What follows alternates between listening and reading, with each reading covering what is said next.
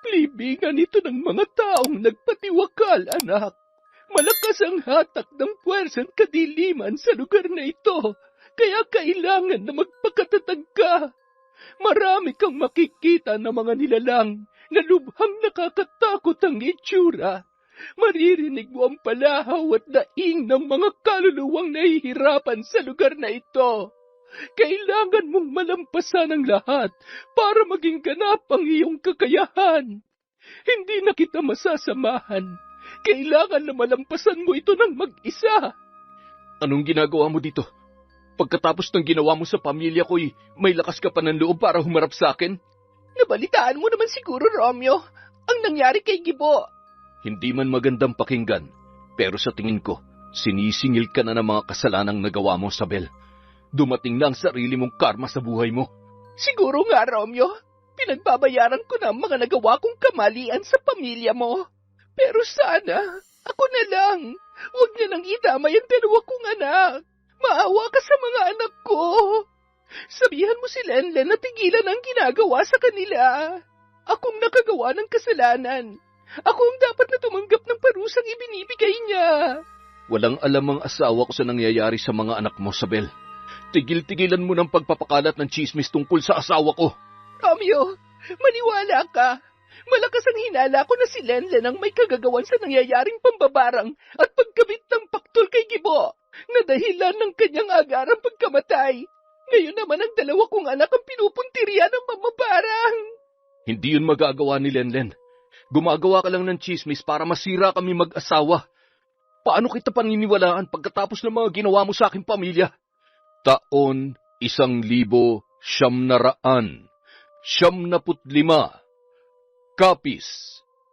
5:00 pa lang ng umaga ay abala na ang buong pamilya ni Jemuel sa paghahanda para pumasok sa paaralan.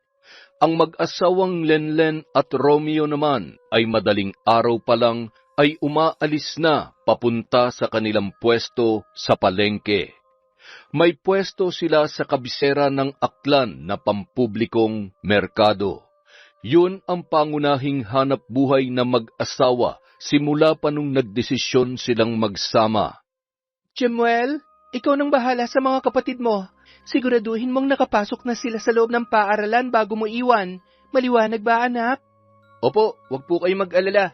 Tumuloy na lang po kayo ni tatay sa palengke. O, mga anak, hintayin niyo ang Kuya Jemuel niyo bago kayo umuwi at wag sasama sa hindi niyo kakilala, ha? Pagdating ni na Romeo at Lenlen sa palengke ay naibaba na mula sa supplier ang kanilang paninda. Sinisiguro na mag-asawa na sariwa ang kanilang produkto araw-araw. Yun ang pangunahing dahilan kung bakit binabalik-balikan sila ng mga mamimili na kalaunan ay naging suki na nila. Sandali lang mga suki, mag-aayos lang kami ng bagong hango na gulay. Sariwang-sariwa pa ito kaya siguradong tatagal kahit paabuti ng ilang araw. Pasensya na po kayo mga suki kung tinanghali kami ng dating. Kailangan pa naming asikasuhin ang mga bata bago maghanap buhay.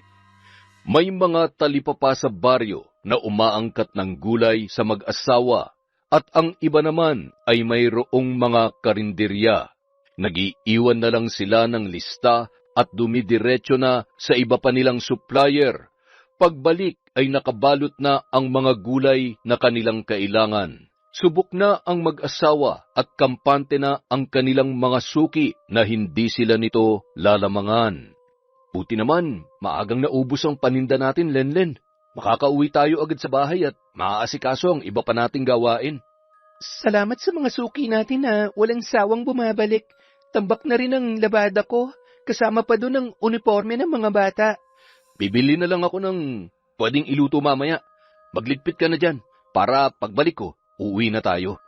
Malayo pa lang ay nauulinigan na ng mag-asawa ang sigawan habang lulan ng tricycle na minamaneho ni Romeo. Sabel, lumabas ka dyan! Walang hiya kang babae ka! Chismosa ka! Labas! Sigaw ni Ason na ilang eskenita lang ang pagitan ng tirahan sa bahay ng mag-asawa. Masidhi ang galit na nararamdaman ni Ason Kaya umabot ito sa punto na pinagbababato na ang bahay ni Isabel. Walang hiya kang babae ka! Ipapabarangay kita! Ikaw ang walang hiya! Naghiwalay kami ng mister ko dahil sa pagiging chismosa mo. Ipinagkakalat mo na nagpapapasok ako ng lalaki sa tuwing aalis siya papasok ng trabaho. Ikaw ang ipapabarangay ko. Sobra ng kagaspangan ng ugali mo. Lumabas ka dyan. Papatayin kita, demonyita ka. Hanggang sa namagitan na si Kapitan dahil nagkakapisikalan na ang dalawang babae. Magkaharap lang ang bahay ni Isabel at Lenlen. Kaya nasanay na ang mag-asawa sa ganoong eksena. Ilang beses na rin siyang sinubukan na siraan ni Isabel, ngunit wala yung napapala. Hindi niya pinapansin ang mga patutsada nito. Ewan ko nga ba kung bakit hindi pa pinapalayas ni Kapitan ang babae na yan dito. Nagiging perwisyo ng ugali ni Isabel sa mga residente dito. Hindi naman ganun kadali yun, Romeo. May batas tayong umiiral kaya kailangan na dumaan sa legal na proseso ang lahat. Palagi naman napapatawag sa barangay ang Isabel na yun, pero hanggang ngayon hindi pa rin nadadala. Sigurado ko na ganun pa rin ang mangyayari. Pagkalipas ng ilang araw, babalik na naman yan sa kanyang gawain. Ang paninira sa buhay na may buhay. Pinapansin kasi nila kaya lalong lumalala. Hindi pa kasi nakakahanap ng katapat kaya namimihasa eh. Ilang araw kumalma si Isabel dahil sa ginagawang pagtambay ni Ason sa harap ng kanyang bahay. Nay, aalis na pala si Aling Ason. Naghahakot na ng kanilang gamit. Lilipat na yata ng tirahan. Nakausap ko nga kagabi si pare, yung mister ni Ason. Mabuti na lang at nagkabalikan pa silang mag-asawa. Nagdesisyon na silang umalis para makaiwas kay Isabel. Huwag na lang tayo makialam sa problema nila. Sigurado na tayo naman ang pagbubuntunan ng babaeng yon kapag nalaman niyang nakikisali pa tayo. Ewan ko nga ba kung paano napagtitiisan ng mister niya ang ugali niyang si Isabel? Malamang nag-uumapaw ang pagmamahal ng mister niya kaya napagtitiisan niya yan. Kinabukasan, balik sa dating gawain si Isabel. Nagkataon na nandoon siya sa harap ng kanyang bahay nang dumating mula sa palengke ang mag-asawang Lenlen at Romeo. Len, tingnan mo si Isabel oh. Parang may iniisip na naman akong ano. Ang lagkit ng tingin sa mga pinamili natin.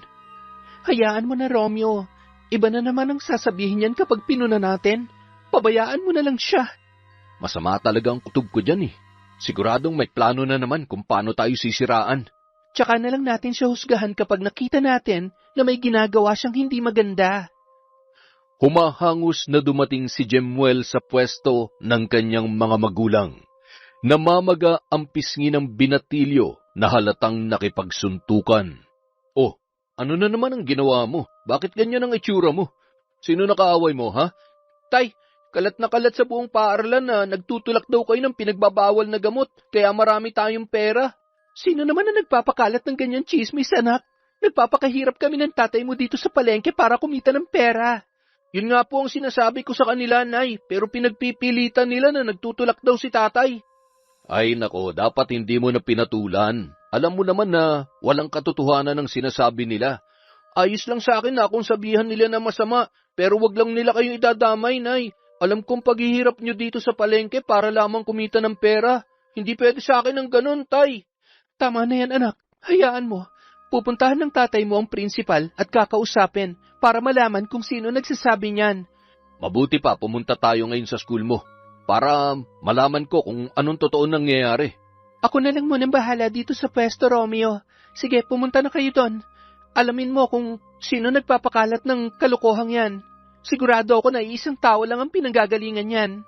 Malakas ang hinala ni Lenlen na si Isabel ang nasa likod ng kumakalat na chismis. Pero kailangang mag-usisa muna. Mananatili na isang haka-haka lamang ang kanyang aligasyon kung walang saksi na magpapatunay. Samantala, pagka-uwi ni Romeo mula sa eskwelahan. Oh, ano nangyari? Anong sinabi ng prinsipal? Ipapatawag pang magulang ng mga bata. Halos taga dito lang din sa ating barangay ang mga batang yun. Pero may hinala na ako kung sino na naman ang naninira sa atin. Huwag kang magpadalos-dalos. dayo lang din tayo dito kaya kailangan na maging maingat tayo. Tsaka na tayo gumawa ng hakbang kapag may napatunayan na. Ewan ko ba, Lenlen, kung bakit ganun ang ugali ng babaeng yun? Wala nang inatupag kundi ang manira sa buhay ng ibang tao. Nanghuhusga ka na agad. Hayaan mo muna, malalaman din natin ang katotohanan. 3:00 pa lang ng madaling araw ay umalis na ang mag-asawa para pumunta sa palengke. Kailangan tulungan muna ni Romeo si Lenlen bago ito dumiretso sa school ng panganay nilang anak. Jemuel, umiwas ka sa gulo ha? Susunod ang tatay mo pagkatapos namin maayos ang ating paninda sa palengke. Sige po, Nay. Mag-iingat po kayo, Tay. Pagkalabas ng mag-asawa sa pintuan ay bumungad sa kanila si Isabel, na kasalukuyang nagwawalis sa harapan ng kanyang bahay. Panay ang sulyap nito habang nagkakarga ang mag-asawa ng kanilang bagahe. Agad na pinaandar ni Romeo ang tricycle para makaiwas sa mapanuring mata ng tsismosang kapitbahay. Naghahanap na naman yun ng ikasisira natin. Hindi na yata natutulog sa pagbabantay sa atin yun eh. Hayaan mo na, Romeo. Baka nagkamali lang tayo ng iniisip sa kanya. Mahirap nang mambintang, lalo na kapag wala naman tayong sapat na ebidensya.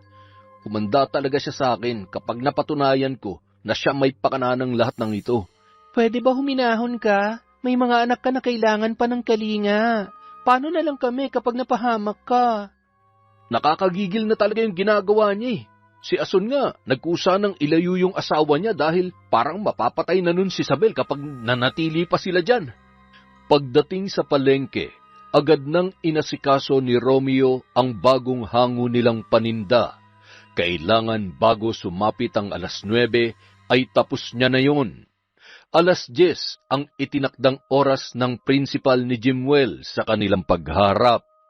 Ilang sandali pa, may mangilan-ngilan na lang na bumibili sa pwesto nila mag-asawa nang umalis si Romeo. Nagsimula na ang babae sa pagsasaayos ng kanyang natirang paninda. Sakaling meron pa, ay ibabagsak presyo niya na lang yon sa kanyang mga kapwa-tindera para makauwi na. Nagulat si Lenlen nang biglang may tumapik sa kanyang balikat. O Nay, ano pong ginagawa niyo dito ni Tatay? Ano ka ba naman, Lenlen? Kung magtanong ka ay parang ayaw mo kaming makita ng ama mo. Hindi naman po sa ganoon, Nay. Pinag-usapan na natin noon ang tungkol sa bagay na to, di ba? Lumayo lang kami ng nanay mo dito dahil may pinuntahan kami. Ang balak lang naman namin ay silipin ka sa pwesto nyo mag-asawa. Nagkataon na nakita namin ang mister mo paalis, kaya nagdiretso na kami dito. Nandito na rin lang po kayo. Ipagbabalot ko na lang po kayo at ipapamili ko kayo ni Nanay. Huwag ka na mag-abala, anak. Magiging sagabal lang yun sa aming biyahe pauwi ng nanay mo. Nag-alok ng pera si Lenlen sa kanyang mga magulang, ngunit mariin ang kanilang pagtanggi. Batid ni Lenlen na hindi yun kailangan ng kanyang nanay at tatay. Sigurado siya na malaking halaga ang kapalit sa pagdayo ng kanyang magulang sa bayan. Pag-alis ng mga ito ay agad na inusisa si Lenlen ng kanyang katabing pwesto. Nagtanong yon kung sila ba ang kanyang mga magulang dahil narinig niya umano ang pagtawag niya doon ng nanay at tatay. Hindi natagalan ay nagbalik na si Romeo mula sa pinapasukang paaralan ni Jemuel. Mababakas sa mukha nito ang matinding galit. Ano nangyari sa lakad mo? Bakit hindi maipinta yung mukha mo? Tama ang hinala ko. Si Isabel nga ang nagpapakalat sa ating lugar na nagtutulak tayo ng ipinagbabawal na gamot. Punong-puno na talaga ako sa buwisit na babaeng yon. Anong gagawin mo? Gugulpihin mo si Isabel? Isipin mo may misteryon. Sa tingin mo, manunood lang kaya siya habang sinasaktan mo ang asawa niya? Tumigil-tigil ka, Romeo. Huwag ka magpadala sa galit mo. Anong gagawin ko? Hayaan na lang siyang sirain ang reputasyon natin? Ganun na lang ba yun, Lenlen? Hayaan mo akong kumausap sa kanya. Babae sa babae. Naglibot-libot muna si Romeo sa palengke para humupa ang galit na kanyang nararamdaman. Pagbalik niya ay agad siyang nag-usisa kay Lenlen tungkol sa dalawang matanda na bumisita sa kanilang pwesto. Sina nanay at tatay lang yon. May pinuntahan sila dito sa bayan kaya sumaglit para mangumusta. Sana sinabi mo bukas na umuwi para naman makasama ng mga bata ang lolo't lola nila. Tumuntong na si Jemuel sa pagbibinata, ni minsan hindi pa niya nakilala ang mga magulang mo. Sinabi ko na, Romeo, may nakakahawang sakit si nanay at tatay kaya gano'n na lang ang kanilang pag-iwas na makisalamuha sa tao, lalong-lalo na sa mga bata. Narinig ko ang bulong-bulungan dito sa palengke na mukhang kulto daw si nanay at tatay. Ang haba ng kanilang puting buhok at nakaitim pa ng damit. Si nanay nakatalukbong pa raw ng kulay itim. Bakit ba ganun ang ayos nila, Lenlen? Yun na kasi ang nakasanayan nila. Isa yun sa mga dahilan na ayaw kong pumirme sila sa bayan. Sigurado na husgahan lang sila ng mga tao. Oy, sige, hayaan mo na. Tayo na lang ang magbakasyon sa kanila. Mag-ipon lang muna tayo ng kaunti. Hindi na sumagot pa ang babae dahil madadagdagan lamang ang ginagawang pag-uusisa ng kanyang mister tungkol sa kanyang mga magulang. Isang beses palang nakasalamuha ni Romeo ang kanyang mga biyanan. Yun ay nung ikasal sila ng kanyang asawa. Pagdating ni na Romeo at Lenlen sa bahay ay agad na bumungad sa kanila si Isabel, kasama ang kanyang mga kaibigan na walang inatupag kundi magbantay sa buhay ng ibang tao. Susugurin na sana ni Romeo si Isabel kung hindi lang ito napigilan ng kanyang asawa. Romeo, pwede ba huwag kang pumatol sa babae? Ikaw pa mapapasama kapag ginawa mo yan. Pumasok ka na sa loob ng bahay. Isa-isang binitbit ni Romeo ang dalahan habang nakatuon ang matalim na tingin sa direksyon ni Isabel at ng kanyang mga kaibigan. Nagsipulasan ang mga yon ng kanilang mapagtanto na nagagalit ang lalaki. Anong tinitingin-tingin nyo? Mga tsismosa! Halika na nga, Romeo. Huwag mo na silang patulan.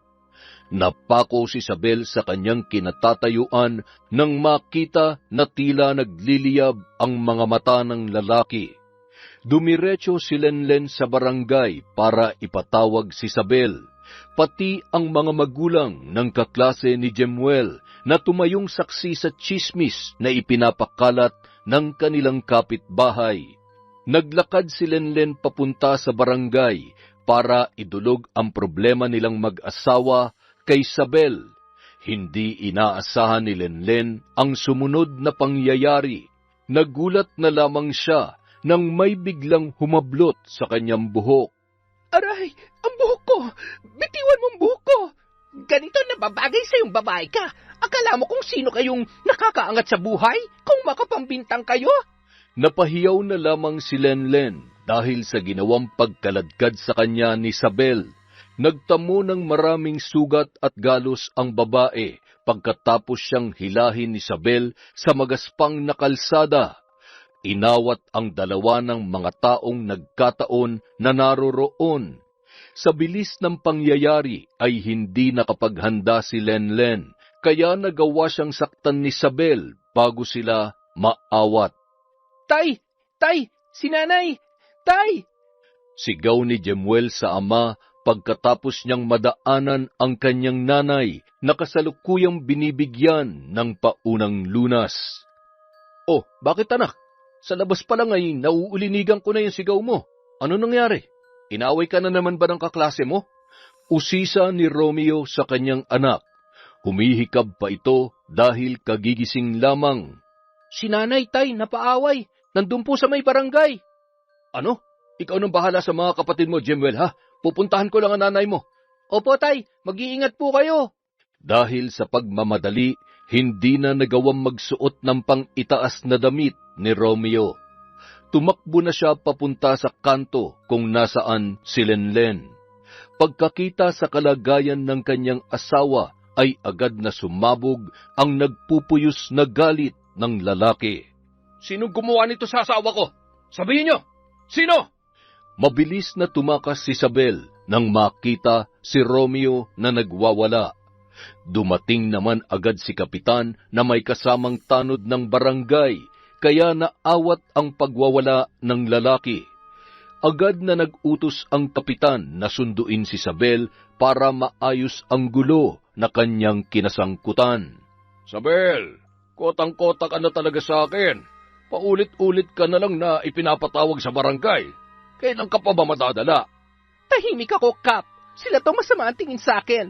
Gumanti lang ako. Tahimik? Kailan pa? Seryoso? Nagagawa mo pa magsabi ng ganon? Huwag ka na magdahilan sa akin ng mga ganyang palusot. Masyado ng gasgas yan, Isabel. Oh, ano ka ngayon? Porsigido si Romeo na ipakulong ka dahil sa ginawa mo sa kanyang asawa. Hindi naman makatarungan yon, Kap. Ako nga yung agrabyado tapos ako pa yung ikukulong? Parang hindi naman yata patas yan. At ako pa talaga ang hindi patas ngayon. Hindi lang yun ang reklamo na kinakaharap mo, Isabel. Nakausap ko ng mga taong pinagsabihan mo ng nagtutulak na ipinagbabawal na gamot si Romeo at Lenlen. Pirmado ang kanilang testimonya. Makukulong ka, Isabel. Sinisiguro ko yan sa'yo. Buti pa nga, Kapitan, ikulong nyo ng babaeng yan para magtanda. Ikaw ang dapat ikulong, Romeo. Kayo ng asawa mo. Nagbebenta kayo na ipinagbabawal na gamot. Tama na yan. Sobra ng bunganga mo, Isabel. Nabigo ang kapitan na maayos ang gusot sa pagitan ng dalawang panig, kaya inindorso niya yon sa kapulisan. Suportado ng maraming saksi ang ginawang pananakit ni Isabel kay Lenlen. Walang nakita na sapat na dahilan ang kapulisan para gawin yon ng babae. Walang anggulo ng pagtatanggol sa sarili dahil hindi naman nanlaban si Lenlen. Higit sa lahat ay malaki si Isabel kumpara sa kanya.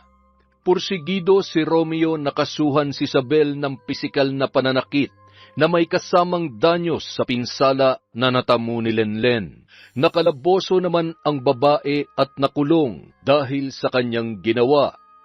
Kinabukasan, napilitan si Jemuel na lumiban sa klase para samahan ang kanyang ama sa palengke. Naiwan si Lenlen at ang dalawa pa niyang anak sa bahay. Kinailangan nilang hindi pumasok para may makasama ang kanilang ina na nahihirapan gumalaw noong mga sandaling yun. Tay, grabe naman ang ginawa ni Aling Isabel kay nanay. Ano ba naging kasalanan natin para pag-initan niya tayo ng ganun? Wala tayong kasalanan, anak. Likas lang na masama ang ugali ng Isabel na yun. Sigurado po ba kayo na matutuluyan ang pagkakakulong ni Aling Isabel? Sa ginawa niya, nararapat lang na maturuan siya ng leksyon. Tingnan ko lang kung saan sila maghahagilap ng pampiyansa para sa kanyang pansamantalang kalayaan. Magkano po bang kailangan para makalaya siya pansamantala? 20,000, anak. Tapos, labas pa doon ang hinihingi ko na 30,000 para sa pinsala na natamunan nanay mo. Kailangan niya muna magbayad na 50,000 para makalabas. Malaki pala ang halaga na kailangan nilang hanapin para makalabas si Aling Isabel sa kulungan, tay. Nararapat lang yun sa kanya. Tingnan ko lang kung hindi pa siya magtanda. Inabangan ng mister ni Isabel si Romeo na makauwi para kausapin sa estado ng kanyang asawa. Kabaliktaran ang ugali ng kanyang mister na si Gibo. Sa katunayan, palagi pa silang naglalaro ng basketball ni Romeo. Pare, pasensya na talaga sa nangyari, ha? Ikinalulungkot ko na ganun ang ginawa ni Isabel sa asawa mo.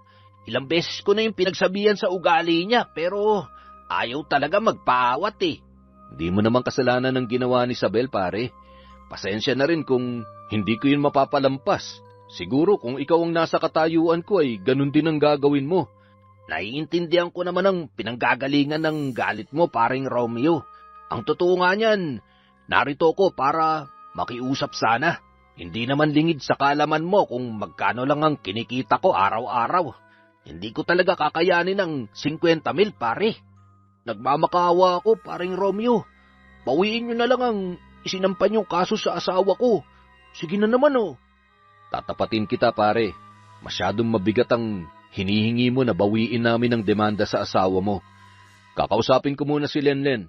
Hanggang ngayon kasi ay nandun pa rin siya nakaratay sa higaan at hirap na hirap makatayo. Pero huwag kang mag-alala, pare. Pag-iisipan ko mabuti yan. Salamat, pare, ha. Umaasa ako na mapagbibigyan niyo akong mag-asawa. Hirap na kasi talaga akong maigapang ang pamilya ko, eh. Sana iniisip din niya ng misis mo, pare. Hirap na hirap ka na nga sa paghahanap buhay. Puro sakit ng ulo at problema pang binibigay ng asawa mo. Sa loob ng 3 araw na nakakulong si Isabel, ay napilitan si Gibo na lumiban sa trabaho. Wala siyang mapag-iwanan sa kanilang anak, kaya napipilitan nitong tumigil sa paghahanap buhay. Hindi na rin nakakapasok ang mga bata sa eskwela dahil walang maghahatid sa kanila. Abala si Gibo sa paghahanap ng paraan para mapiyansahan ang kanyang asawa. Romeo, bawiin na nga natin ang kasong isinampa natin kay Isabel. Naaawa na ako sa mga bata, lalong-lalo na kay Gibo. Naging mabuti naman siya sa atin. Gawin na lang natin to para sa kanya at para sa mga bata. Binawi na mag-asawa ang kaso na kanilang isinampa laban kay Isabel. Hindi na rin nila inobliga si Gibo na bayaran ang danyos sa pagpapagamot kay Lenlen, pati ang nagastos ng mag-asawa sa pagsasampa at pagbawi ng kaso.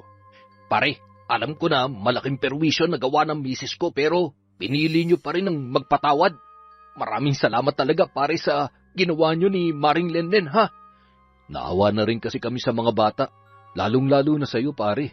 Ang hiling ko lang, sana hindi na maulit ang ginawa ni Isabel sa asawa ko. Tigil-tigilan na rin niyang pagkakalat ng tsismis sa aking pamilya. Pangako pare, tuturuan ko ng leksyon ng asawa ko. Asahan ko yan pare ha. Sakaling ulitin pa ni Isabel ang ginawa niya sa amin, hindi na ako makakapangako na pagbibigyan pa kita. Naiintindihan ko pare, salamat talaga. Pagkalabas ni Isabel sa kulungan ay agad siyang kinausap ng masinsinan ng kanyang asawa. Subukan mo pang ulitin ang ginawa mo. Iiwanan na kita. Dadaling ko ng mga bata pa uwi sa Mindanao. Bahala ka na sa buhay mo. Kaya ayusin mo na yung utak mo. Kasalanan mo lahat ng ito, Gibo. Kung nagsisikap ka lang sana sa buhay, edi sana hindi tayo naghihirap ngayon. O edi parang inamin mo na rin. Kaya mo sinisiraan si paring Romeo at Maring Lenlen dahil naiinggit ka sa kanila. Sana nagsusumikap ka kagaya ni Maring Lenlen. Naging magaan lang naman ang buhay nila dahil katuwang siya ni paring Romeo sa paghahanap buhay. Sana kung inilalaan mo yung oras mo sa makabuluhang bagay, baka sakaling umasenso rin tayo. Malamang ay katulad na rin nila ang buhay natin. Hay nako, napakamalas ko at ikaw ang naging asawa ko. Ikaw ang pinakamasaklap na dumating sa aking buhay. Hindi na kinaya ni Isabel ang ginagawang pagpapamuka sa kanya ni Gibo ng katotohanan. Umalis na ito para makaiwas sa kanyang mister na halata naman na pumapanig sa nagpakulong sa kanyang asawa. Hindi ako titigil hanggat hindi ako nakakaganti sa ginawa niyo sa akin, Romeo. Lenlen, maghihiganti ako sa ginawa niyong pamamahiya sa akin. Saad ni Isabel sa kanyang isipan habang nakatingin sa bahay ng mag-asawa na nagpakulong sa kanya. Simula nang makalabas ang babae sa kulungan ay hindi na ito lumalabas ng kanilang bahay. Nahihiya na siyang makisalamuha sa kanyang mga kabarangay, lalong-lalo na sa mga nakasaksi nung hulihin siya ng kapulisan. Aba, mukhang nagtanda na si Isabel. Naging tahimik ng lugar natin simula nung tumigil siya sa kakatambay sa labasan. Sana nga'y magtuloy-tuloy na yung hindi niya paglabas sa loob ng bahay nila, Romeo. Pagkalipas ng ilang buwan, lalong lumago ang kabuhayan ng mag-asawang Romeo at Lenlen. Si Isabel naman ay palihim na naghihimutok sa tindi ng inggit na kanyang nararamdaman. Tingnan ko lang kung makakangiti pa kayo sa gagawin ko. Sambit ni Isabel sa kanyang isipan. Kinagabihan, palihim na sumalisi ang babae para lumabas at puntahan ang tricycle na minamaneho ni Romeo papunta sa palengke. Pinutol niya ang linya na dinadaluyan ng likido para gumana ang preno ng tricycle. Pagkatapos gawin yon, agad siyang bumalik sa loob ng kanilang bahay para hindi siya paghinalaan ni Gibo sakaling gumana ang kanyang plano. Jemuel, tutal wala ka namang pasok bukas. Ikaw na munang sumama sa tatay mo sa palengke. Umuulan ngayon eh. Maglalaban na muna ako para matuyo ang uniforme nyo. Opo, Nay. Approve. Matulog ka na maaga para hindi ka antukin bukas kapag nandun ka na sa palengke. Maaga pa naman ang alis nyo ng tatay mo. Sabado bukas kaya sigurado na maraming tao doon. Sinanay talaga. Wala naman akong gagawin pagkatapos ng trabaho sa palengke. Babawi na lang ako ng tulog pagka-uwi ko.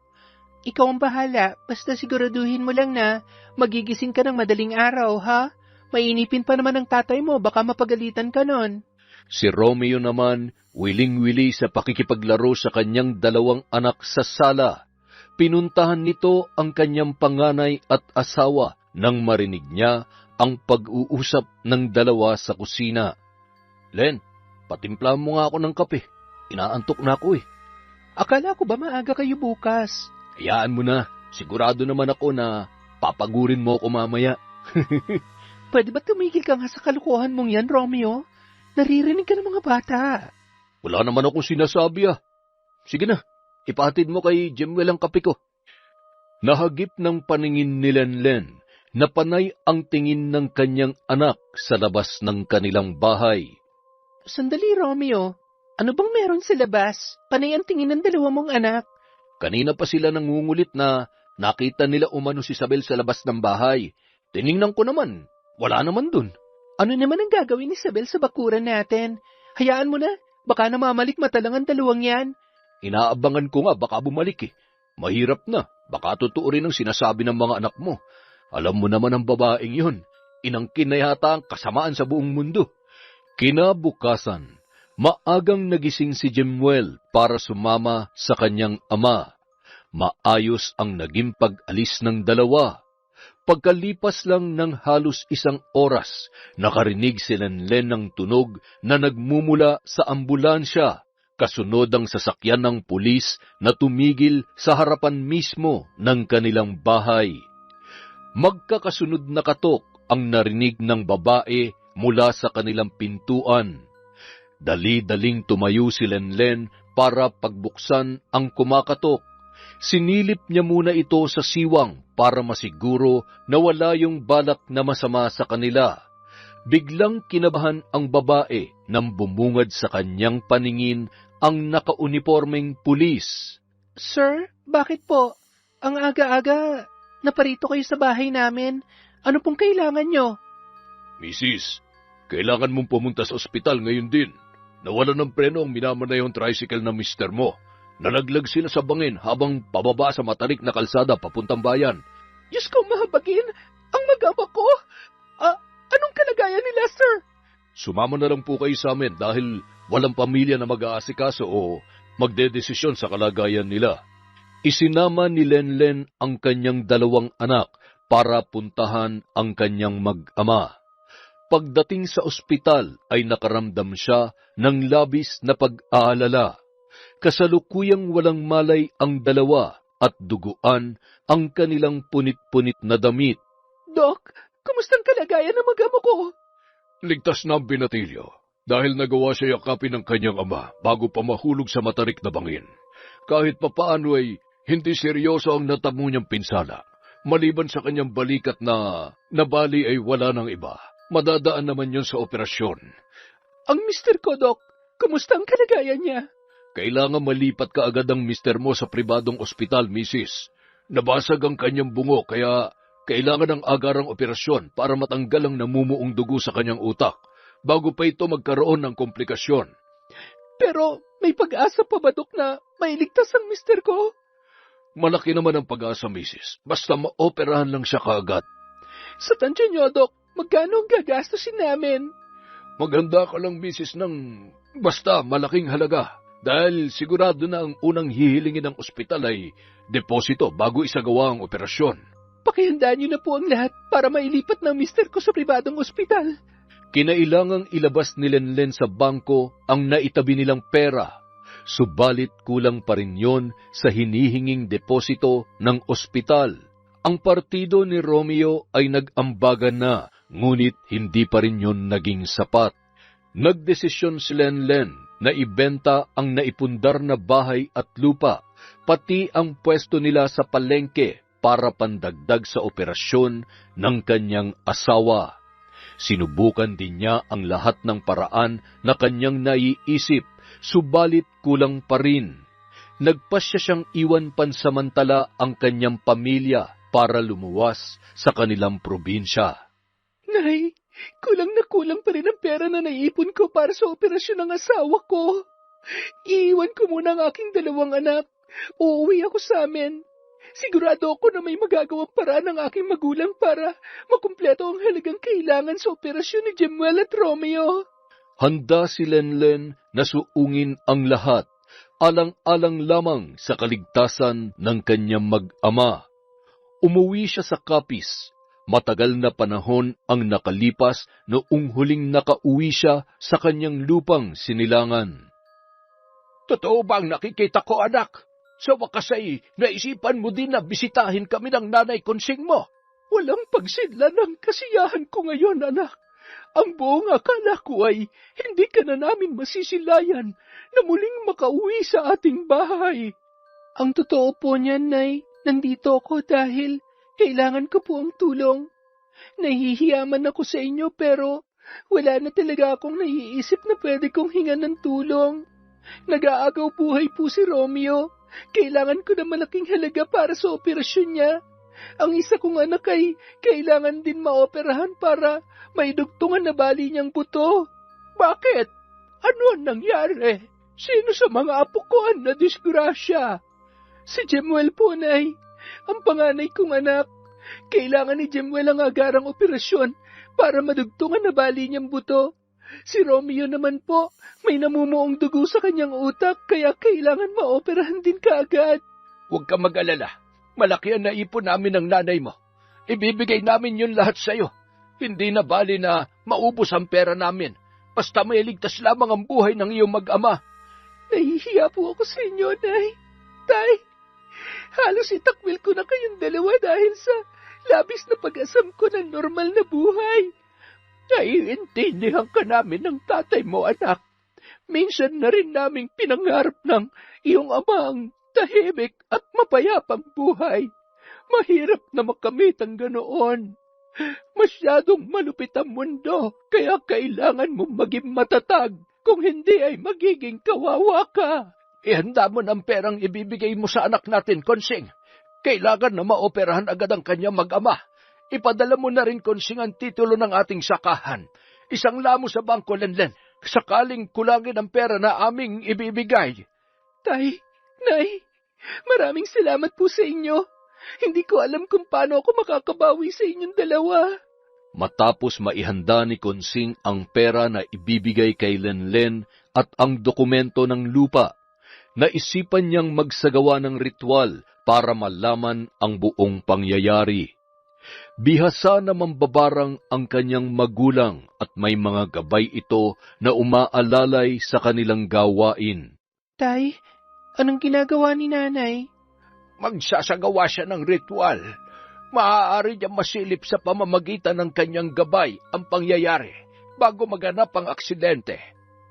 Kinilabutan si Lenlen nang makita ang kanyang ina na lumuluhod sa rebulto na anyong kambing.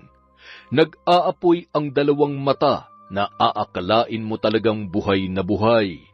Ang sungay nito ay nagkikislapan kapag tinatamaan ng liwanag na nagmumula sa nakatirik na kandila na kulay itim. Nanunuot sa kanyang pandinig ang bawat salitang binibigkas ni Konsing. Isang dasal o orasyon na nakabaybay sa salitang Latin. Si Molong naman inilabas ang itim na punyal. Napatakip si Lenlen ng kanyang mata dahil sa ginawa ng kanyang ama. Isang kuneho ang ginilitan ni Molong sa leeg at hinayaan na tumulo sa katawan ni Konsing ang dugo noon. Muntik nang mapasigaw ang babae sa ginawa ng kanyang ama. Napatayo si Lenlen sa kanyang kinauupuan nang biglang maglitawan ang mga anino sa dingding. Gumagalaw yon na tila papalapit sa kinaroroonan ng kanyang ina. Sumunod ay nakarinig siya ng boses na tila nagmumula sa kulob na espasyo. Tay, anong nangyayari? Sumenya si Molong kay Lenlen na tumahimik habang ginagawa ni Konsing ang ritual. Pagkalipas ng ilang minuto, ay sumenya si Konsing kay Lenlen na lumapit. Sige na, Lenlen. May ipapakita siya sa iyong pangitain. Paglapit ni Lenlen ay hinila ng kanyang ina ang kanyang kamay para idampi sa rebulto na pinag-aalayan nito ng ritual. Lalong lumakas ang mga boses na naririnig ni Lenlen. Hindi niya mawari ang mensahe na ipinaaabot ng mga ito. Pagdampi ng kanyang kamay sa rebulto, ay biglang lumitaw sa kanyang paningin ang isang pamilyar na lugar. Madilim ang buong paligid, pero ang mga ilaw na naroon ay kapareho ng sa kanilang labasan. Nakita niya si Isabel na sumasalisi at palipat-lipat sa madilim na parte ng kanilang bakuran. Binutasan ni Isabel ang kable na nakakabit sa preno ng motor ng tricycle. Sumirit ang likido na pumipigil sa preno kapag ito ay inaapakan. Biglang napalitan ng galit ang takot na kanyang nararamdaman. Sinadya ang aksidente na nangyari sa iyong mag-ama, Lenlen. Kilala mo ba ang babae na may kagagawan sa pagsira ng preno ng motorsiklo? Kilala ko po, Nay. Ibig sabihin, tama ang nakita ng aking mga anak nung gabi bago maganap ang aksidente. Ilang ulit niya na yan ginawa sa pamilya ko, Nay. Papayag ka ba na gagawin niya na lamang yan basta-basta sa inyo? Sana kung noon ka pa gumawa ng hakbang na iwasan ng maganap ang ganitong pangyayari. Lubha kang nagpadala sa takot na maaaring masira ang buhay ng pamilya mo kapag nalaman nilang totoo mong pinanggalingan. Ano pang hinihintay mo? Ang dumating ang panahon na tuluyang kang mawala ng mahal sa buhay. Ayaw kitang sisihin, anak, pero sana'y pag-isipan mo kung nararapat pa ba na ipaglaban ang inaasam mong normal na buhay. Maninindigan ako, Tay. Ipinapangako ko yun sa inyo ni Nanay. Babalik ako dito para maningil sa taong may kagagawan ng trahedyang ito sa pamilya ko. Nagmamadaling lumawas si Lenlen sa syudad ng Iloilo, kung saan kasalukuyang nakakonfine ang kanyang mag-ama. Ginawang collateral ni Lenlen ang titulo ng lupa na pag-aari ng kanyang mga magulang. Halos 5 milyon mahigit ang inabot ng operasyon ni Romeo. Nay, ipagkakatiwala ko muna sa inyo si Romeo habang nagpapagaling. Maghahanap ako ng trabaho para matustusan ng kanyang natitirang gamutan. Isasama ko ang 3 bata sa poder ng aking mga magulang. Magtutulungan muna tayo habang nagsisikap ako na makabangon. Yan lang naman ang tangi naming maiaambag sa pinagdadaanan mo sa kasalukuyan, Lenlen. Sa totoo lang ay nahihiya ako sa iyo. Alam kong hirap ka na pero pilit ka pa din lumalaban. Humahanga ako sa iyo dahil hindi mo sinusukuan si Romeo. Hindi ako papayag, Nay, na basta na lang masisira ang pamilya na pinaghirapan namin buuin ni Romeo. Sino kaya walang puso na gumawa ng ganoon sa mag-ama mo? Napakahalang naman ang kanyang kaluluwa. Malaman ko lang kung sino ang nagsabotahe sa tricycle na sinakyan niya. Makakatikim talaga siya sa akin. Ipaubaya niyo na sa akin ang bagay na yon, Nay. Magbabayad ang taong may kagagawan sa paghihirap ng pamilya ko. Maraming kailangang gawin para tuluyang gumaling si Romeo. Naapektuhan ang kakayahan nitong makagalaw ng maayos. Kinabitan ng simento at bakal ang kanyang paa at kamay para maghilom ang nabaling buto. Ang kanyang bungo naman ay kailangang lagyan ng tornilyo para muling mabuo. Ang tanging may pagpapasalamat ni Lenlen ay nakaya ni Romeo na malampasan ang kanyang pinsalang natamo. Naibenta ni Lenlen ang kanilang bahay, kaya kinailangan na nilang lisanin yon sa lalong madaling panahon. Umuwi si Lenlen para magligpit ng gamit na kanyang ililipat sa magulang ng kanyang asawang si Romeo. Habang nagliligpit ang babae kasama ang kapatid ng mister, pinuntahan siya ni Gibo para kumustahin. May pinaghihinalaan ka na ba, Lenlen? Kung sino ang gumawa nun? Subukan mo kayang kausapin ang asawa mo, Gibo. Imposible ang sinasabi mo, Lenlen.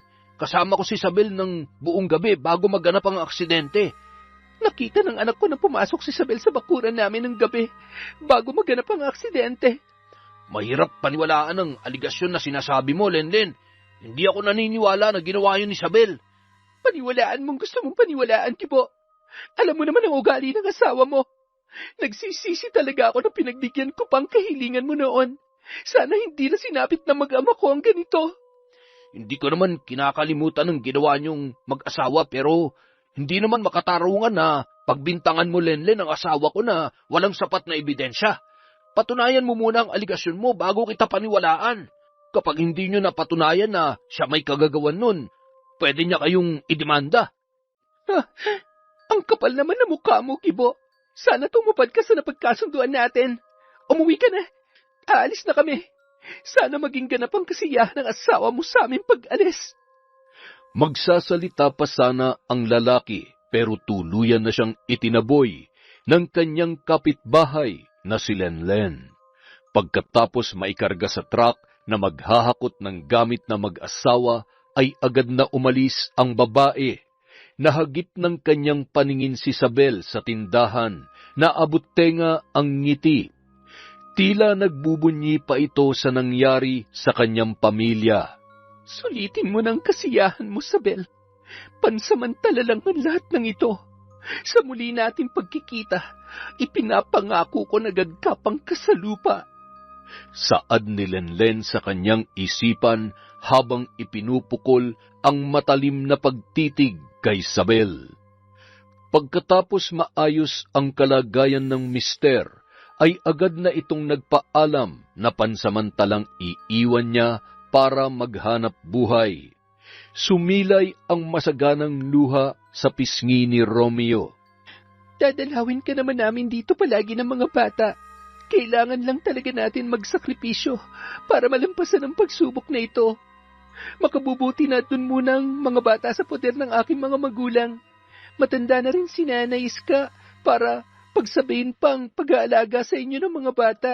Pasensya ka na, Romeo, kung hindi kita matutukan na alagaan. Kailangan may kumayod sa ating pamilya. Pasensya ka na, Lenlen.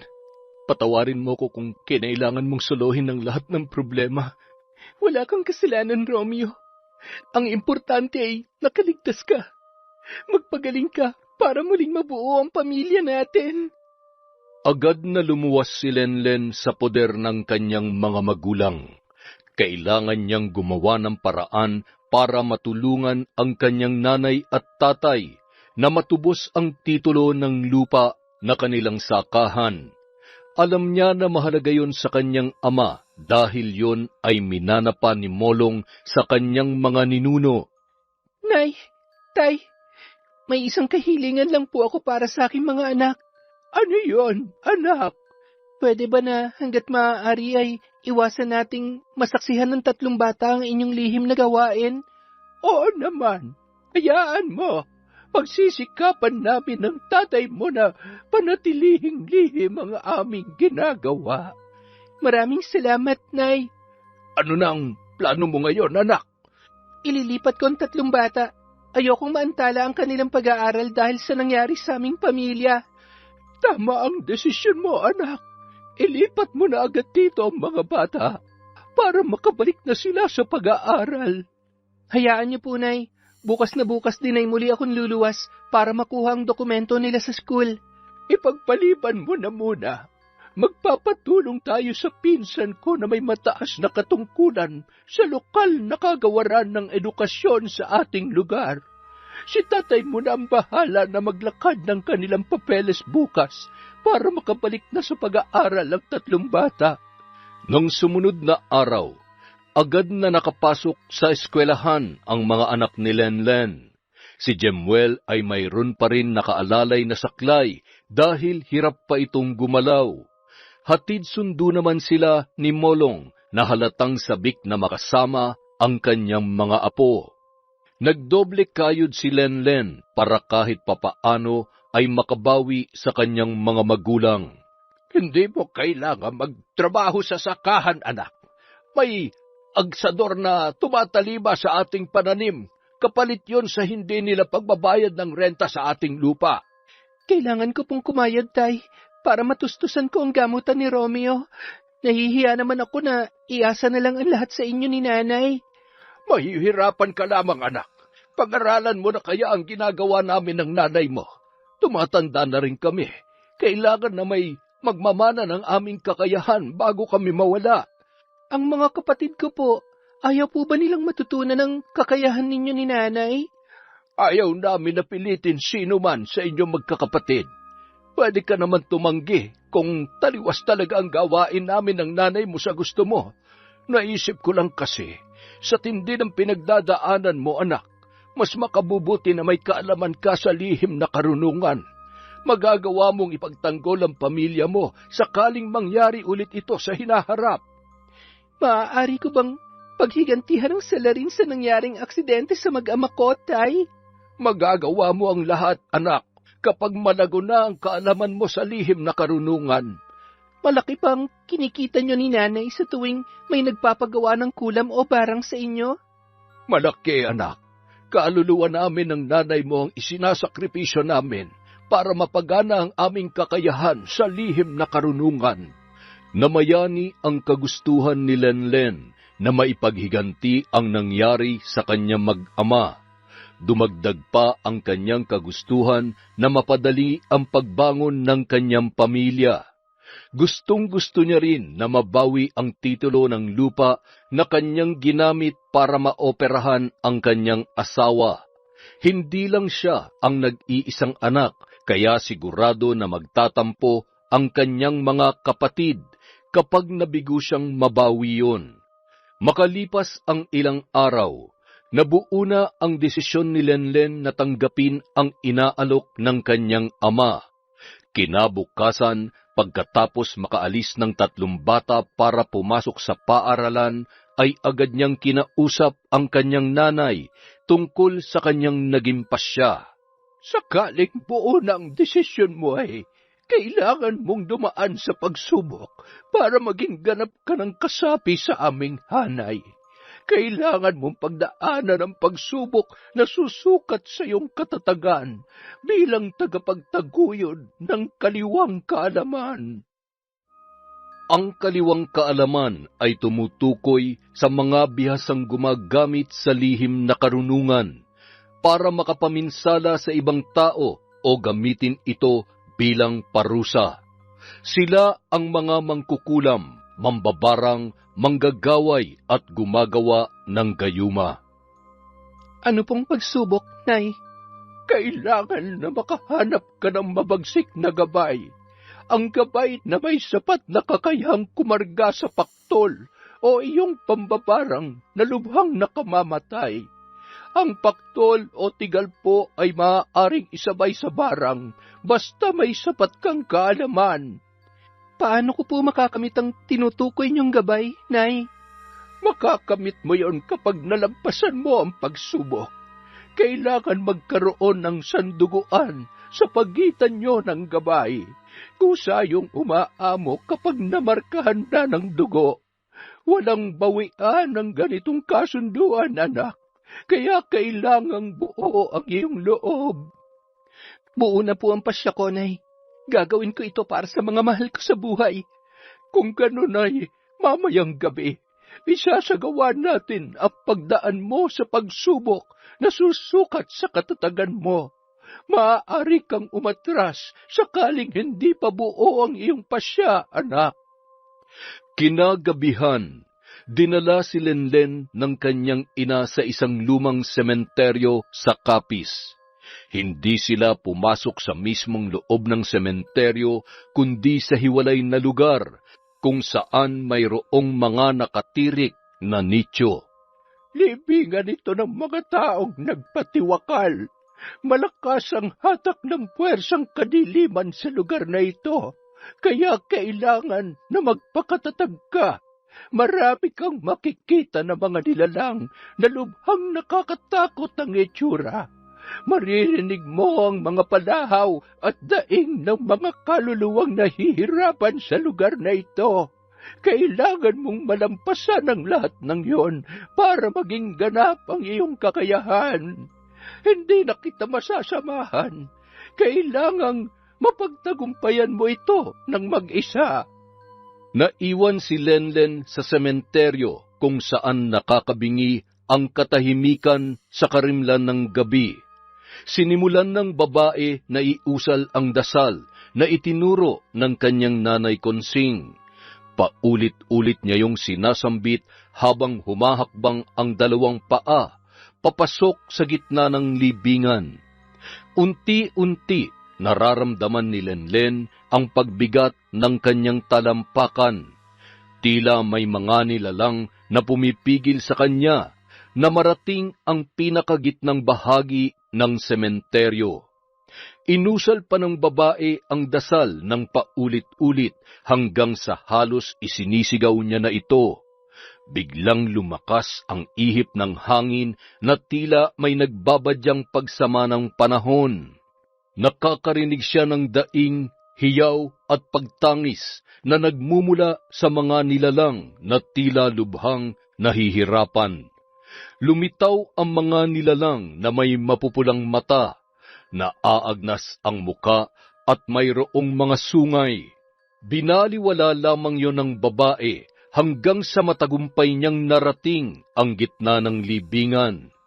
Umalingaw-ngaw ang nakakabinging hiyawan sa pandinig ni Lenlen. Lumitaw ang maitim na usok na naging dahilan para lumabo ang kanyang paningin. Biglang kumidlat ng malakas at tumama yon sa mismong nichong naroon. Kusang lumabas ang isang bungo mula sa nicho na tinamaan ng kidlat. Naalala ni Lenlen ang sinabi ng kanyang nanay Konsing na kailangan niya yun selyuhan ng sariling dugo para mabuo ang kasunduan. Naghagilap si Lenlen ng bagay na maaari niyang gamitin para masugatan ang kanyang sarili. Mula sa lupa, mayroon siyang nakapa na isang bubog. Ginamit niya yon para masugatan ang kanyang pamulsuhan. Agad sumirit ang masaganang dugo dahilan para kusang lumapit sa kanya ang bungo. Nilinis ng dugo ni Lenlen ang mga duming nakakapit sa naturang bungo. Agad hinawakan ng babae ng mahigpit at patakbo itong umalis para umuwi sa bahay ng kanyang mga magulang. Nagkataon nagising pa si Jemuel, kaya nang kumatok si Lenlen, ang panganay niyang anak ang nagbukas ng pintuan. Sariwa pa sa ala-ala ni Jemuel ang masaklap na sinapit nila ng kanyang ama. Nabigla ang binata kaya napasigaw ito nang bumungad sa kanya ang nakakabahalang kalagayan ng kanyang ina. Nanumbalik ang trauma at takot na kanyang naranasan noong naaksidente sila ng kanyang amang si Romeo. Lolo! Lola! Si nanay! Tulong! Biglang napatakbo ang dalawang matanda at nagmadaling inalalayan si Lenlen upang makapasok sa kanyang silid. Nagtangkapang sumunod si Jemuel para usisain ang kalagayan ng kanyang ina. Subalit sinabi ng kanyang lolo at lola na siya ay magpahinga na lamang.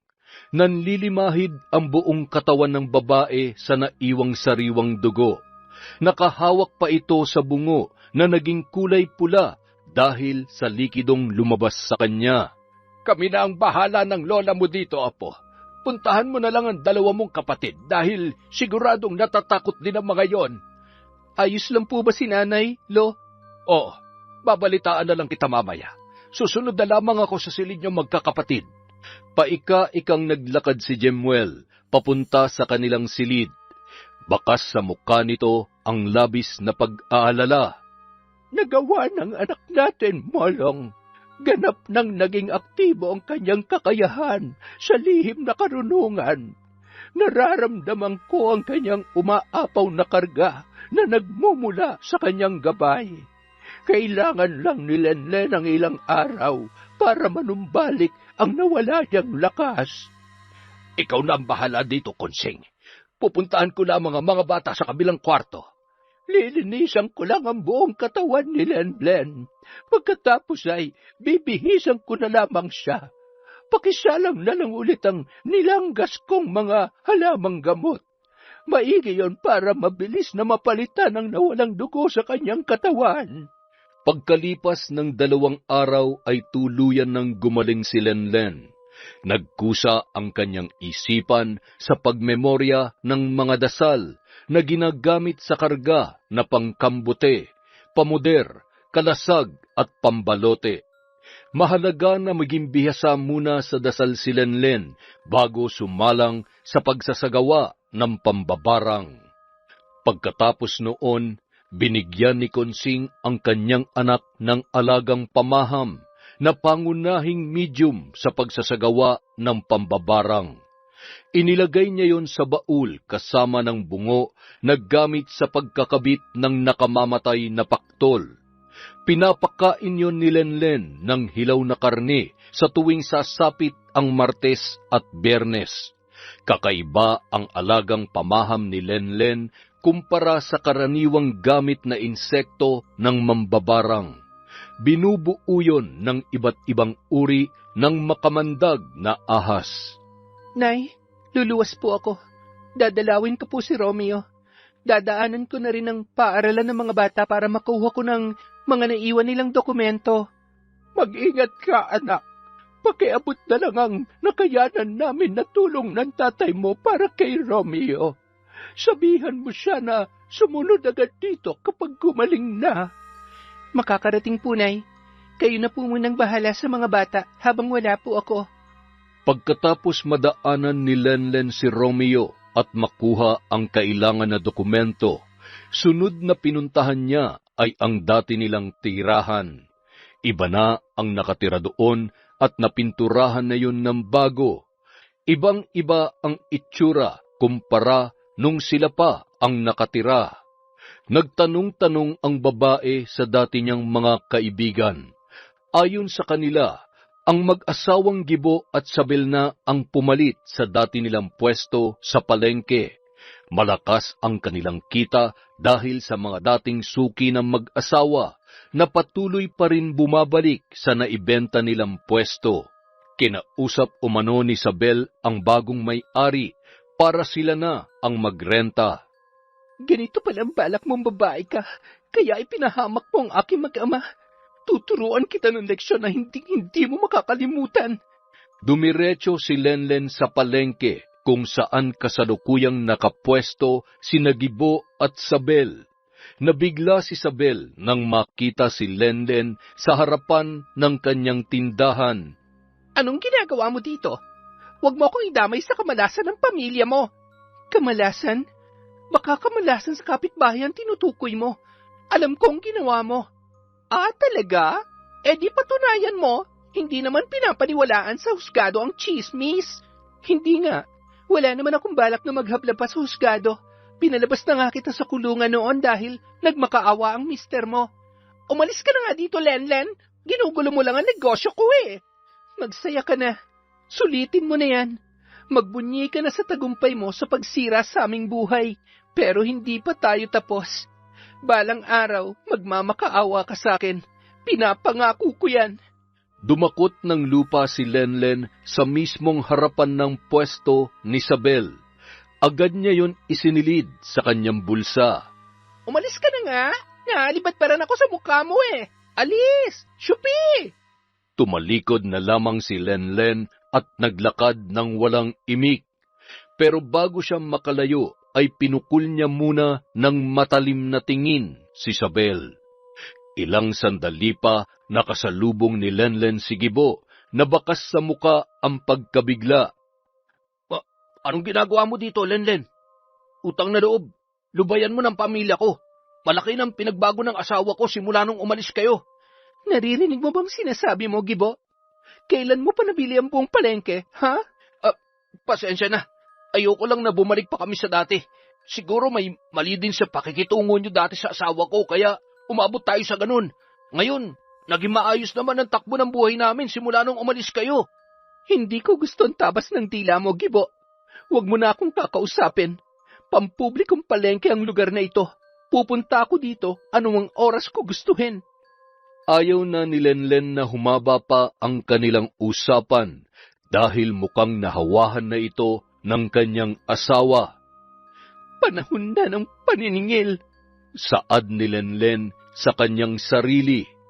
Mabilis na nilakbay ni Lenlen ang daan pauwi dahil damang-dama niya na ang matinding galit sa kanyang dibdib. Nay, sisimulan ko ng paniningil. Pagbabayaran nilang bawat paghihirap na naranasan ng pamilya ko. Hindi maaari na habang nalulugmok kami sa hirap na kanilang kagagawan, patuloy silang umaangat at linanamnamang tagumpay dahil sa aming pagbagsak. Dapat nga ay noon mo pa ginawa yan, anak. Isinagawa ni Lenlen ang ritual ng pagpapakain sa alagang pamaham para mapaamo ang mga ito at mapasunod sa kanyang gusto. Pinakain niya ito ng luyang itim at pinainom ng sariwang dugo na nagmula mismo sa ugat ni Lenlen. Kailangan na madampian ng sariwang dugo ang sistema ng pamaham para lalo silang matakam. Inilabas ni Lenlen ang bungo na kanyang gagamitin para maikabit ang paktol na pinakamabagsik na uri ng kulam. Ikakabit niya yon sa barang para lalong lumakas. Umusal si Lenlen ng malalakas na pangkambuteng dasal para masimulan ang pambabarang. Isang pag-aalay ang ginawa ng babae bago masimulan ang proseso ng barang. Ito na ang pinapahuli mong banakon, anak. Tingnan ko lang, tay, kung makakapalag pa si Gibo sa gagawin ko sa kanya. Ipinapaalala ko lamang, maaari mong makalas ang barang, pero ang epekto ng paktol na magmumula sa kamandag ng banakon ay hindi mo na mababaliktad pa. Kamatayan na naghihintay sa sinuman na makabitan ng paktol gamit ang kamandag ng banakon. Yon ang pinakamabisang paraan para maipadama ko sa sabel na yon ang ginawa niya sa aking pamilya. Kinagabihan, dinapuan ng napakataas na lagnat si Gibo. Nakakaranas na ito ng kumbulsyon dahilan para tumirik ang kanyang mata at nawawalan na ito ng malay.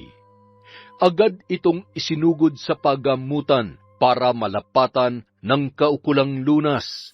Habang isinasagawa ang panggagamot ng doktor kay Gibo, biglang nagsulputan ang napakaraming ahas sa sahig ng ospital. Dahilan para magsitakbuhan ang mga taong naroroon.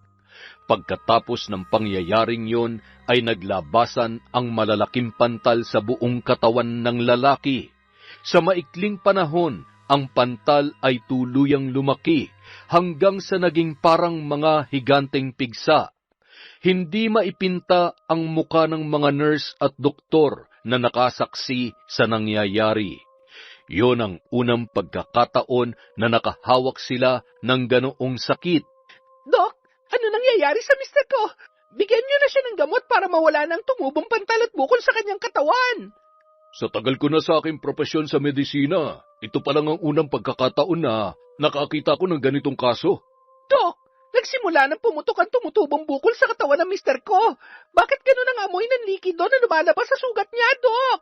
Hindi na nakayanan ng mga taong nasa emergency room ang napakasangsang na amoy na nagmumula sa pumutok na malalaking bukol sa katawan ni Gibo. Umagos pa ang mga ito sa sahig kung saan nakahiga ang lalaki. Nagmamakaawa na si Isabel na gamutin ang kanyang mister, ngunit blanko ang mga doktor sa sakit na dumapo sa asawa nito.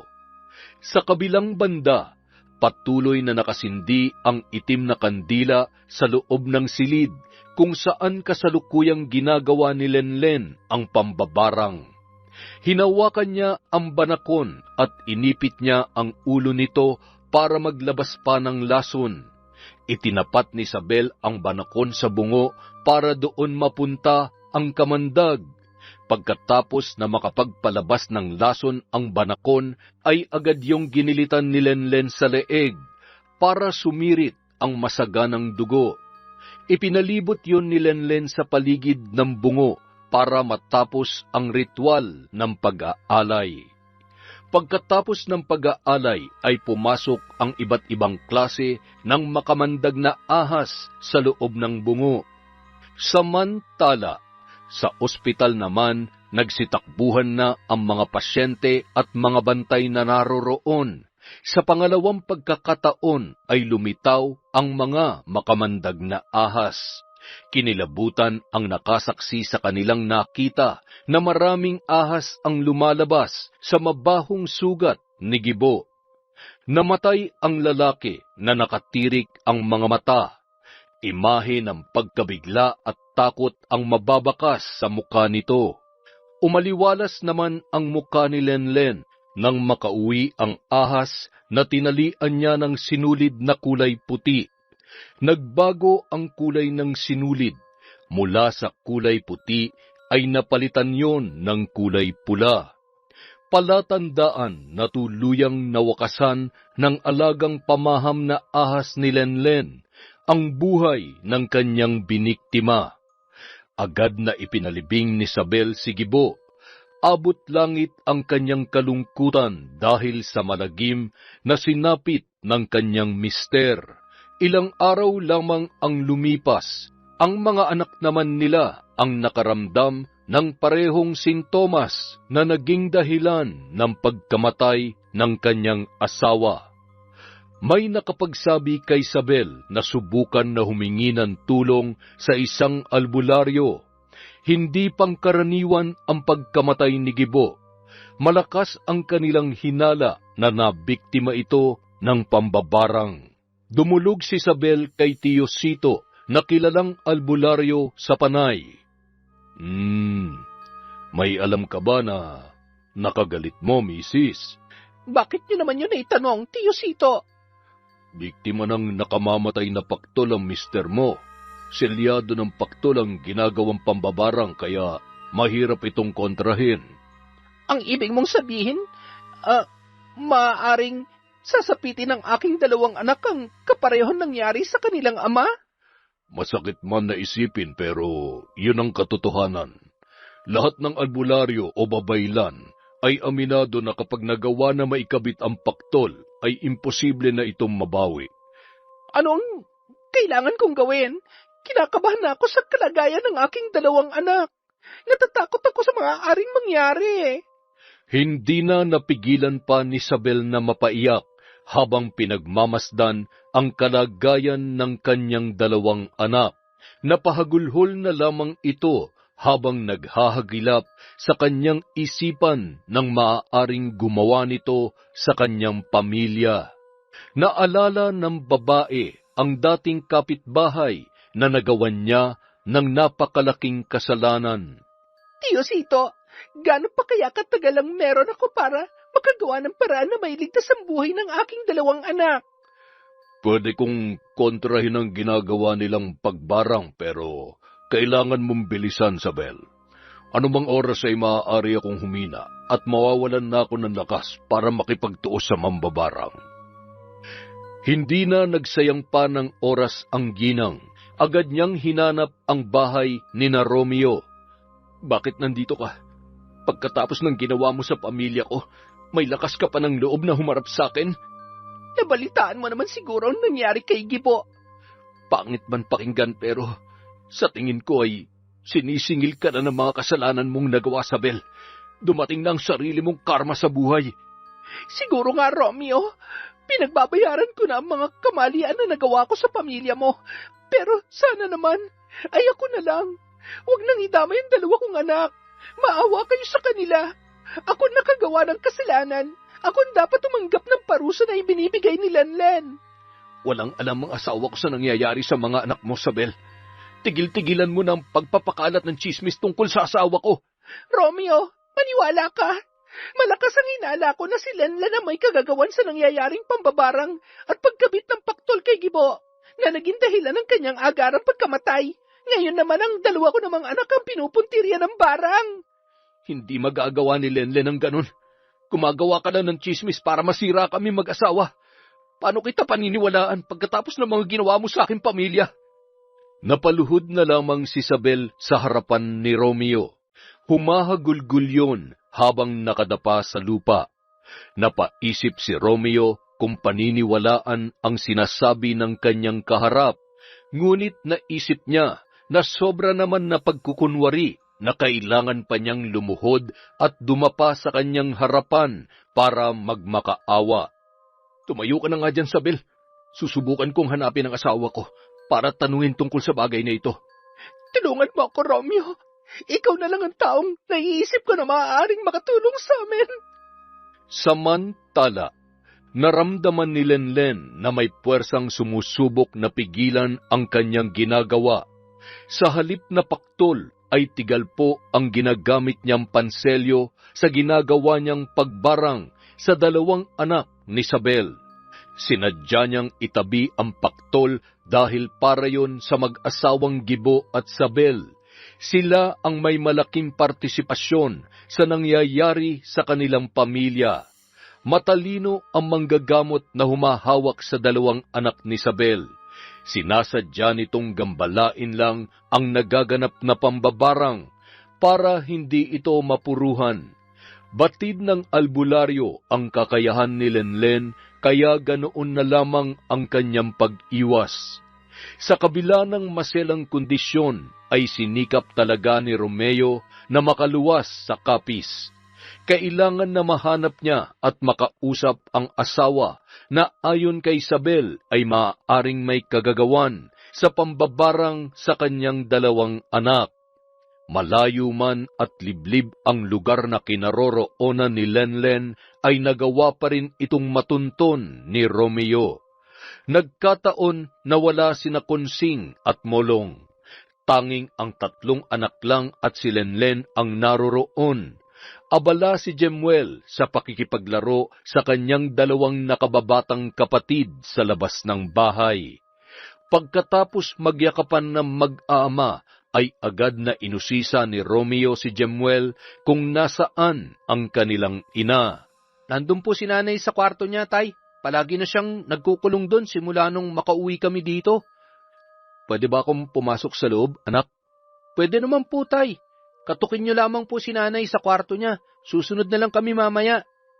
Hinanap ni Romeo ang kwarto na tinutukoy ng kanyang anak. Sinubukan niyang maghagilap ng siwang na maaari niyang silipan, pero lubhang sarado ito at mukhang nakadoble pa ang dingding para masiguro na walang makakasilip. Biglang kinabahan si Romeo nang makaamoy siya ng parang nasusunog na kandila. Hindi na nagsayang pa ng oras ang lalaki. Ginamitan niya ng lakas para pwersahang mabuksan ang nakapinid na pintuan. Nabigla si Lenlen dahil hindi niya inaasahan ang biglaang pagsulpot ng kanyang mister. Pero mas nasurpresa si Romeo nang makita niya ang ginagawa ng kanyang asawa. Ibig bang sabihin nito, tama ang sinasabi ni Isabel tungkol sa ginagawa mo, Lenlen? Bumungad kay Romeo ang isang bungo na nanlilimahid sa sariwang dugo na nagmula sa banakon na ginamit ni Lenlen bilang alay. Nakapulupot pa dito ang iba't ibang uri ng ahas na pamaham. Nagkalat ang kandilang itim sa silid na inookupa ni Lenlen. Ang mga figura ng rebulto na lubhang nakakatakot ay nakapatong sa bawat sulok ng kanyang silid. Huwag mo akong basta husgahan, Romeo. Ginagawa ko lang ito para may pagiganti ang nangyari sa pamilya natin. Ayaw ko na maulit ang nangyari kaya ito ang ginagawa ko. Hindi naman kita hinuhusgahan, Lenlen. Pero sa tingin ko ay marami kang dapat ipaliwanag sa akin. Nag-usap ng masinsinan ang mag-asawa at ipinagtapat na ni Lenlen ang lahat sa kanyang mister. Ngayon maliwanag na sa akin ang lahat kung bakit gano'n na lang ang pag-iwas mo na dalhin kami dito na mag-aama mo. Sakaling magalit ka o kamuhian mo ko, tatanggapin ko. Itakwil mo ko o Mandiri ka man sa akin, Romeo. Maiintindihan ko. Ang kahilingan ko lang, sana'y huwag mong ilalayo sa akin ang mga bata. Ang mahirap kasi sa'yo, Lenlen, hinuhusgahan mo ko kaagad. Paano ko kamumuhian ng nag-iisang babae na walang ginawa kundi mahalin ako? Nung malagay sa peligro ang buhay ko, hindi ka nawalan ng pag-asa na iligtas ako. Hindi mo ako sinukuan. Ako pa bang susuko sa'yo? Napayakap na lamang si Lenlen nang marinig niya mula kay Romeo ang mga kataga na hindi niya inaasahan. Ang hiling ko lang sana, huwag mong tuluyan ang 2 anak ni Gibo. Walang kasalanan ng mga bata sa atin. Wala naman talaga akong plano na tuluyan ang 2 bata. Gusto ko lang iparamdam kay Isabel ang naramdaman ko nung malagay sa peligro ang buhay ni Jemuel. Si Pareng Gibo, anong naging kasalanan niya para umabot ka sa ganong desisyon?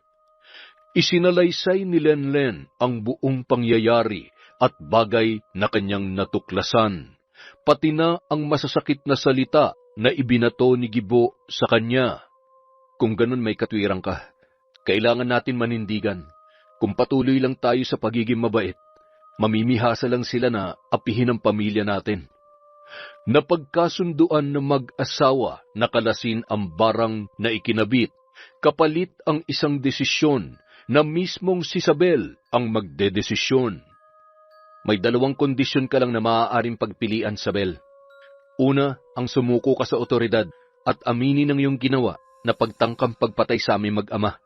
Pangalawa, manatili kang matigas at panoorin na malagutan ng hininga ang iyong 2 anak. Sumuko si Isabel sa kapulisan at inamin ang ginawang pagtatangka sa buhay ni na Romeo at Jemuel. Nakulong si Isabel pero ang kapalit ay ang buhay ng kanyang 2 anak. Ang buhangin na dinampot ni Lenlen sa mismong harap ng dati nilang pwesto na mag-asawa ay kanyang ginamit para ipagkaloob kay Isabel ang sumpa na habang buhay niyang dadalhin. Simula nang makulong si Isabel ay tinubuan na siya ng mga butlig na kapag napisa ay naglilikha ng nakakasulasok na amoy. Naghihilom yon, ngunit agad na bumabalik. Simula noon ay nilayuan na si Isabel ng kanyang mga kapwa preso. Sa pagsisikap ng mag-asawang Romeo at Lenlen ay nagawa nilang makabangon. Natubos ang titulo ng lupa na kanilang isinanla. Hanggang sa kasalukuyan ay doon pa rin nakatira ang pamilya ni Lenlen at Romeo sa Capiz. Patuloy ang ginagawa ni Lenlen, pero yon ay limitado lamang sa pagbibigay ng leksyon sa mga taong mapang-abuso. Si Isabel naman ay hindi na kinaya ang sumpang iginawad sa kanya, hanggang siya na mismo ang sumuko at nagdesisyon na itong wakasan ang kanyang sariling buhay. Yon! Ang ganda na naman po ng kwento natin. Dahil dyan, meron na naman tayong shoutout! Simulan po natin sa matampuhin na si Chloe Dia. Hi kay Almira Africano, kay Monica Nieves, kay Joe Rex Latonio from Saudi Arabia. Hi po kay Joel Marasigan at sa buo niyang pamilya.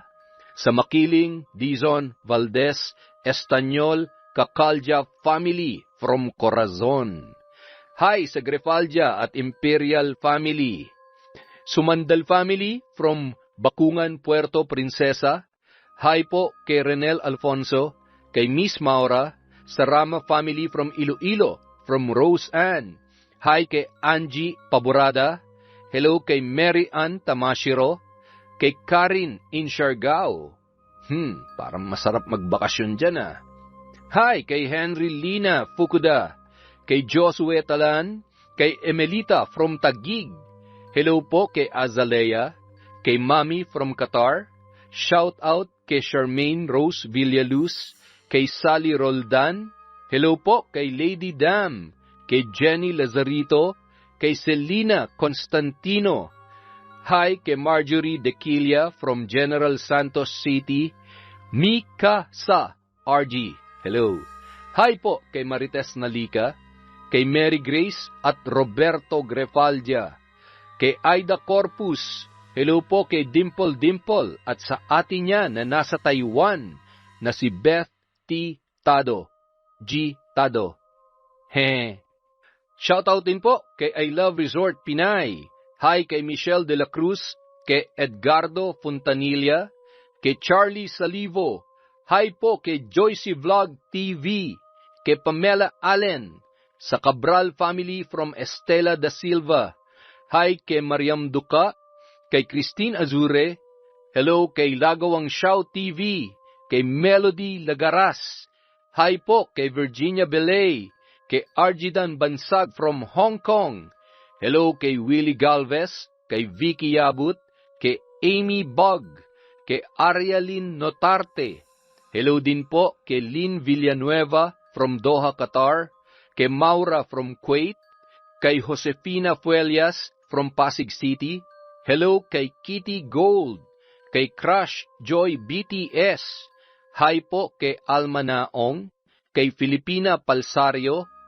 Shout out kay Rose Maricao, kay Jenmer Garcia from Angeles, Pampanga.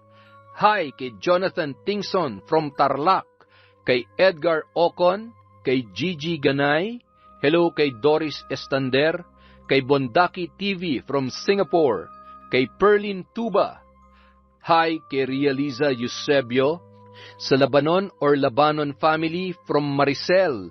Hi po kay Romulo Laman Jr., kay Chona Baynosa at kay Tess Sumanting. Maraming salamat po sa walang sawang pakikinig sa Kwentong Enteng. Yun pong mga hindi nabanggit, marami pa po tayong susunod na video.